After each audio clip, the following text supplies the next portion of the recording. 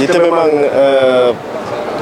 mencari pelapis, pemimpin pelapis, dan PRK Kuala Besut ini satu peluang yang baik bagi kita menonjolkan muka yang baru, iaitu seorang calon yang melambangkan aspirasi orang muda.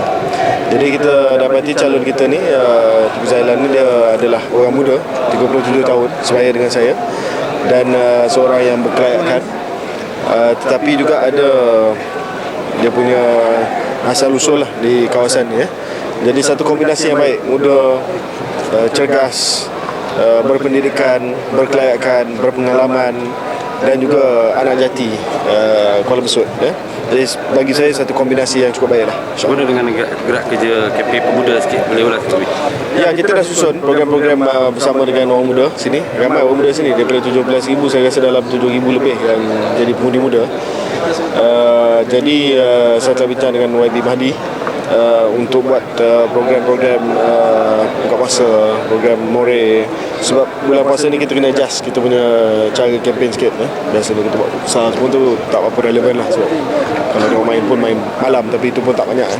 Jadi kita banyak kepada buka puasa, tarawih, more, dan juga mungkin sembang-sembang malam.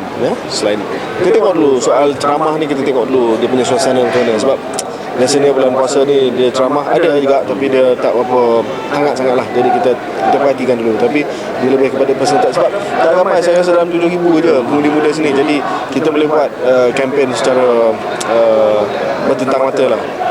Di sisi lebih, calon PAS Dr. Lepas berbaik secara terbuka bahawa tidak akan mengkhianati dilaknat dan sebagainya. Adakah itu boleh satu gambaran kepada calon PAS berbaik secara terbuka bahawasanya jika benar dia tidak akan melakukan parti, akan dilaknat oleh Allah sekiranya melakukan parti dan sebagainya, secara terbuka di depan khalayak ceramah? Adakah itu satu gambaran kepada ketidakpercayaan pucuk pimpinan mereka sendiri kepada calon mereka sendiri? Wah, itulah, saya pun tak tahu kenapa terpaksa sampai macam tu kan. Kita tak perlu minta calon kita sumpah laknat dan sebagainya. Saya rasa itu satu petanda bahawa mereka tak apa confident dengan calon dan dengan kesetiaan calon.